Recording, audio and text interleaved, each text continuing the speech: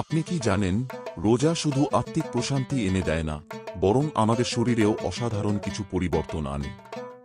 আজ আমরা জানব রোজার ফলে আমাদের দেহে কি পরিবর্তন হয় এবং এর বৈজ্ঞানিক ও স্বাস্থ্যগত উপকারিতা কি কি। প্রথম 8 থেকে 12 ঘন্টা শরীরে সঞ্চিত গ্লুকোজ ব্যবহৃত হয়, এনার্জি কমতে শুরু করে। শরীর ধীরে ধীরে কিটোসিস প্রক্রিয়ায় প্রবেশ করে, যেখানে ফ্যাট থেকে শক্তি উৎপন্ন হয়। 12 থেকে 24 ঘন্টা ইনসুলিনের মাত্রা কমে যায়, ফলে ফ্যাট বার্নিং বাড়ে। শরীরে ডিটক্সিফিকেশন শুরু হয়। 24 থেকে 72 ঘন্টা অটোফেজি নামে এক প্রক্রিয়া সক্রিয় হয়, যা পুরনো ও দুর্বল কোষ মেরামত করে এবং নতুন কোষ তৈরি করে। মানসিক স্বচ্ছতা ও ফোকাস বৃদ্ধি পায়।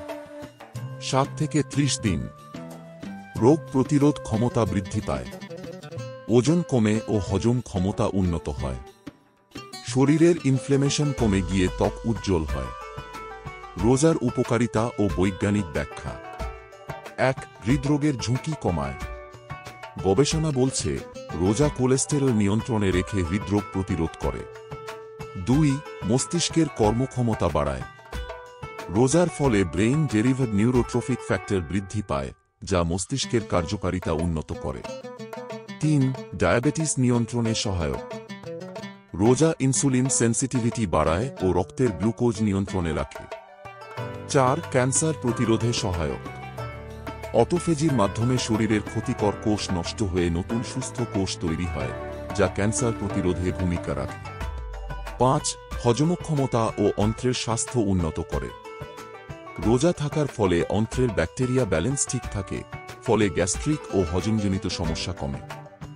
6. মানসিক প্রশান্তি ও স্ট্রেস কমায়। রোজা ডোপামিন ও সেরোটোনিন হরমোনের ভারসাম্য ঠিক রেখে স্ট্রেস ও দুশ্চিন্তা কমায়।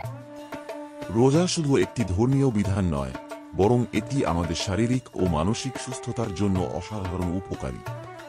আল্লাহ আমাদের জন্য যা নির্ধারণ করেছেন, তাতে যে অফুরন্ত কল্যাণ রয়েছে, তা বিজ্ঞানও আজ স্বীকার করছে।